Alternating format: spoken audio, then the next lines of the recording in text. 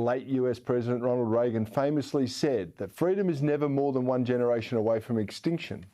And the only way to inherit the freedom we have known is if we fight for it, if we protect it, if we defend it, and then we hand it to them. So while freedom is a cause selectively embraced by politics and politicians as a flag of convenience, too few, I feel, can define what it truly means to be free, what it takes to have and to hold liberty. I mean, what moral questions arise from that, and what does democracy have to do with freedom? Well, that's the subject of tonight's Talking Points memo, freedom. And joining me to discuss it is Caleb Bond, who is far from free in Victoria. Caleb, welcome to the show. Yes, indeed. I wake up every day wondering when I'm going to be allowed out. I don't think they want to let you out at all, my friend, but let's get straight into it. Freedom can be defined as an exemption from external control, interference and regulation. It allows the power of individual determination of action without restraint. So my question to you, Caleb, can any society be truly free if we actually have to limit some actions for the benefit of society as a whole? Well, I think you can be. I mean, we all have to acknowledge that, for instance, we don't want 5-year-olds driving buses. That wouldn't be a good thing for society. So we have to limit freedom to some degree. And the 17th century British philosopher John Locke put this quite well. He said that freedom in a society is everyone, every individual being governed by laws created by a legislature. No one is above the law, and people, individuals, are otherwise able to go about their business without the interference of government or other people. The challenge is to make sure that that pendulum doesn't swing too far, where people start taking what they think are things that we need to protect ourselves and actually stifling those freedoms that we otherwise would have. Yeah, and no one being above the law. That's very important. I think we need to remember that.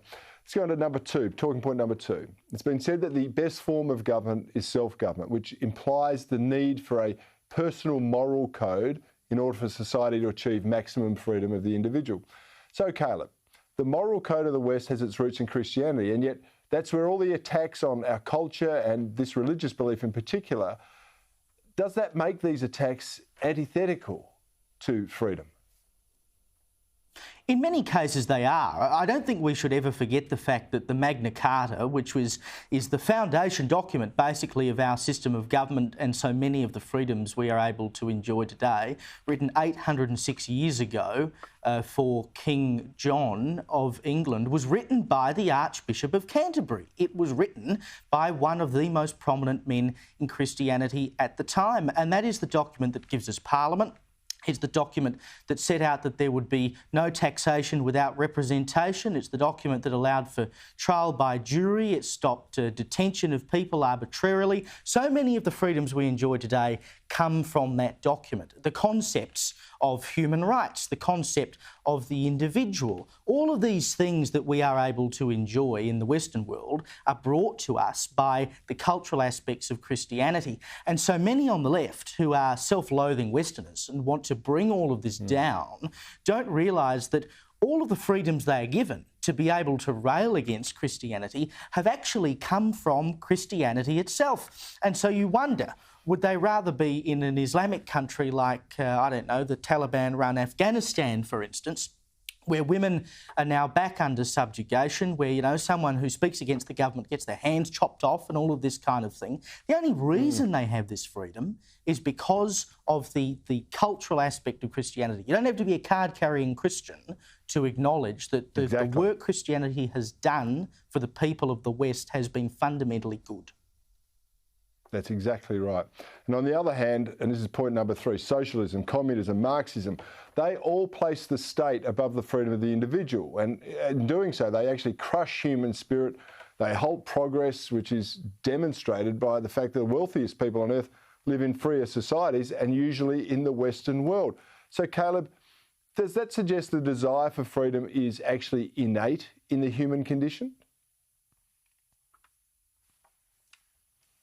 Definitely what you see, and this is what you alluded to with the comments from Reagan before, and this is what he was trying to get to, is that there are so many people who have grown up with freedom and so they take it for granted, and so they don't understand that it is something that needs to be fought for. Meanwhile, you have people who have come to this country, Australia, and many others in the West, from places like Vietnam, for instance, where they lived under communism, they were not free, they weren't able to think for themselves or do what they wanted. They've come to places like Australia and taken the bull by the horns because they've seen what it's like to live without freedom. Meanwhile, you've got people running around in universities who want to police people's speech and all of this kind of thing, who've never had to live without freedom. So the innateness, I think, is there, but a lot of people forget about it because they've never actually had to fight for it, or they've never seen what it's like to be without it.